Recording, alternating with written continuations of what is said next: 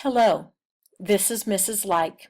Today you will be taking notes over the prologue to the Canterbury Tales, written by Geoffrey Chaucer. Geoffrey Chaucer was born in England approximately 1343 AD. He died approximately 1400 AD. Geoffrey Chaucer is considered the greatest English poet. Geoffrey Chaucer wrote the Canterbury Tales. It was never completed. Originally, it was supposed to be 124 stories or tales. However, there are only 24 there. Historians have been able to pinpoint Geoffrey Chaucer's time of death to be around 1400 AD, because he was the first author to be buried in Poets' Corner of Westminster Abbey in London, England. There are a number of other great writers who also have been buried in Poets' Corner throughout the centuries. During Chaucer's time, life here on earth consisted of what was referred to as an earthly hierarchy. This was a God-made and God-controlled social scale. At the top of the social scale were the clergy. These would be priests, monks, friars, anyone involved with the church. Typically, clergy were separate from the rest of the social scale. However, during this time period, the predominant church in all of Europe was the Roman Catholic Church, so the clergy would have been involved with the church. Nobility and royalty were the first actual step on the social scale. These were the wealthy landowners.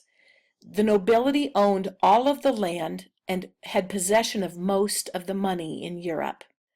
Nobility and royalty were the upper class. Villagers and commoners were the next step down. Villagers and commoners were independent.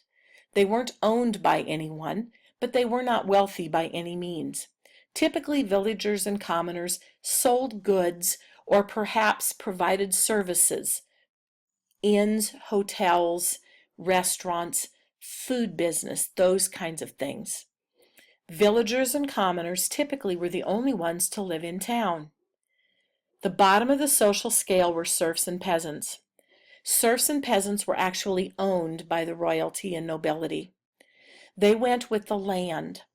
These were the farmers. They were the ones who produced the food and who took care of the land. This divine order or social scale was a description of the different levels of society on earth. The kings were at the top, serfs were at the very bottom, and there was no moving from God-ordained positions.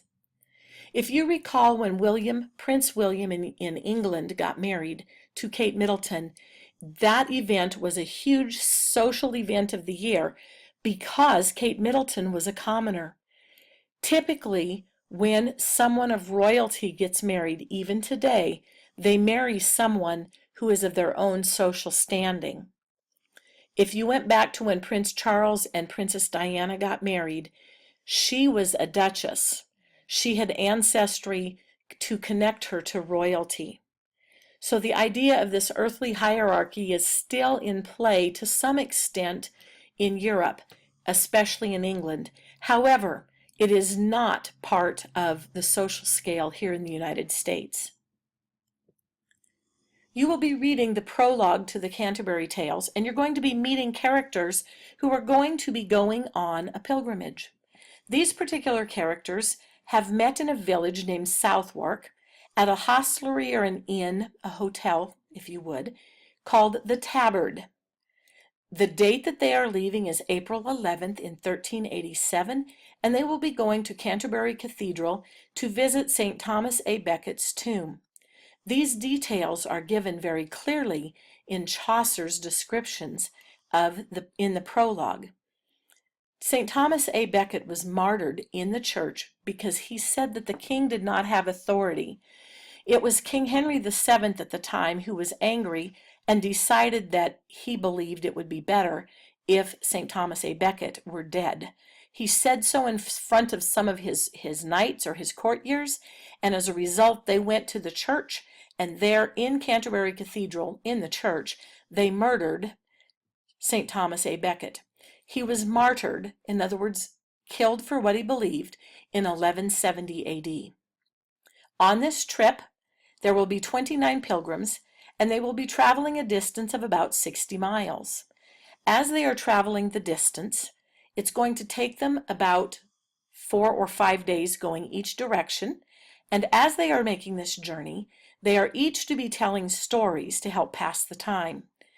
As you begin looking at these characters, I want you to take note not only of the physical characteristics of these people, but I also want you to pay attention to their character qualities, their values, their beliefs.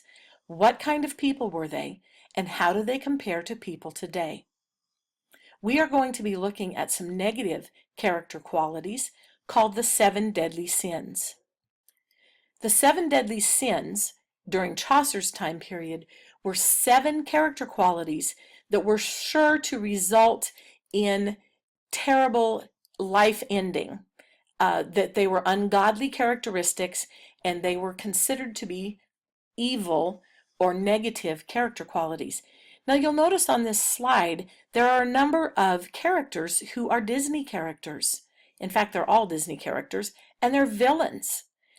Each one of these villains actually is one of the characters, or has at least one of the negative character qualities or 7 deadly sins. Anger is the first one. This is an inordinate desire for revenge. It is wrongful anger, that people act in a way or say things that hurt other people. These are words spoken in anger. The word wrath comes from Latin, ira, ira. What words do you know that start with ira? Also, you will notice if you look at this picture, the character is wearing red. The color red is often associated with anger, and her hair is red. You will also remember that red-haired people are often equated with being short-tempered. So it's a rather interesting combination here that this is all worked in. The opposite of wrath is patience, justice, and self-control. Avarice is greed. It's an inordinate love of having possessions or riches. Avarice is the accumulation and retention of wealth and possessions, and it becomes the major goal in life. Having possessions takes priority over everything and everyone else. Avarice is the desire to acquire or possess more than anyone needs materially. Some other things that are part of avarice or greed are hoarding, theft, robbery. And notice in this particular picture, what do you think of when you look at the clothing that this woman wears? Notice her jewelry. The opposite of avarice or greed are charity and generosity. Envy is the resentment of another person's goods. Envy results in sadness or depression on account of the goods, the talents, the looks, works, possessions, popularity that someone else has. Envy takes joy in or relishes the setbacks or adversity or hardships that another person faces. Envy breeds or causes hatred, gossip, detraction, and resentment against another person. Envy is desiring what someone else has, and it is the resentment of what they have. Notice again her green clothing. Have you heard the expression green with envy?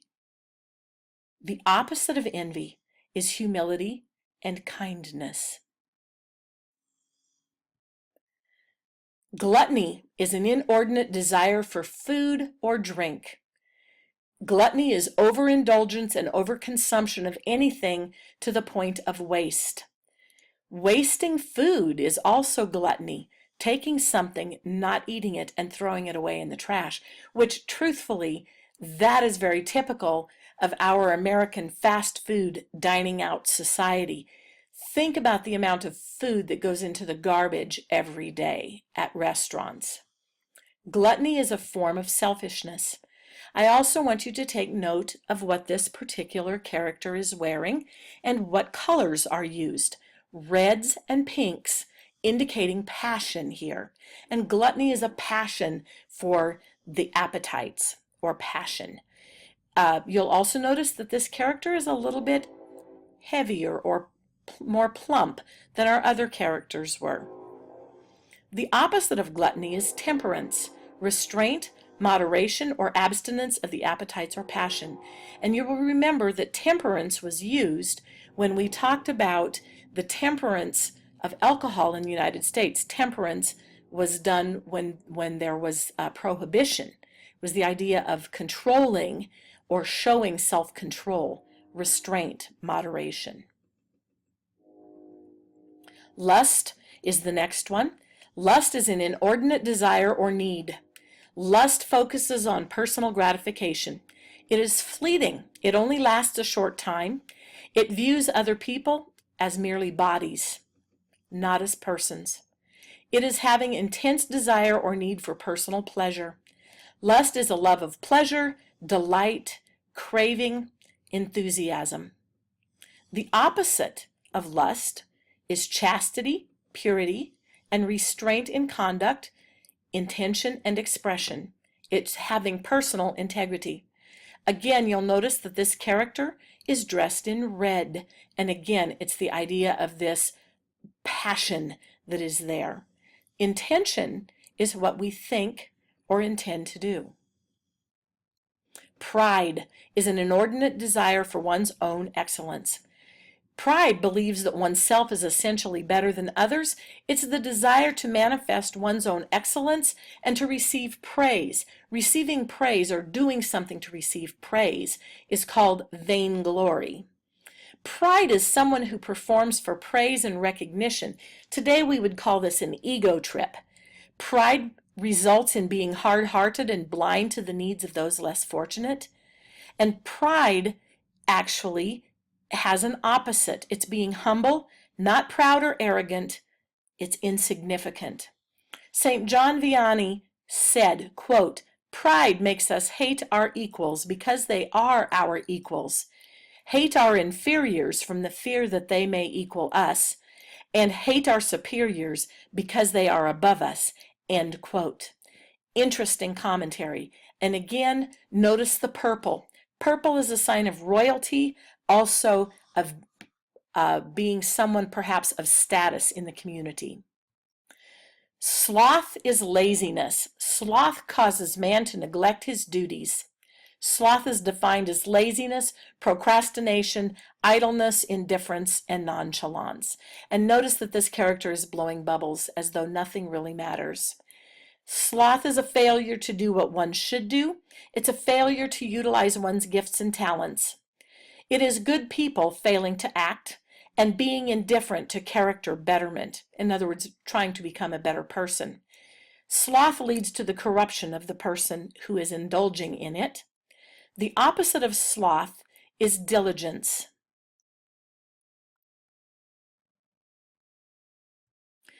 This final slide is a picture of outlines of various Disney characters. And what I would like you to do is to look at this and see if you can determine which character fits each slot, and then be prepared to explain how these characters each demonstrate the character quality underneath them: envy, gluttony, sloth, wrath, lust, pride, and greed. Have that ready. Have it written out in your notes when you come to class tomorrow. Again, explain how that fits each of these characters.